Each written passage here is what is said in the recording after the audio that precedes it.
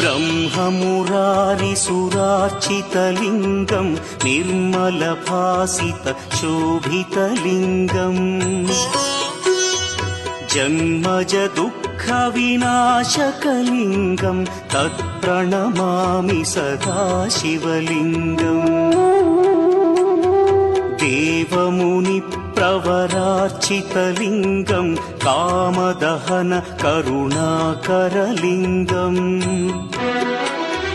रावणदर्पविनाशकलिङ्गं तत्प्रणमामि सदा शिवलिङ्गम्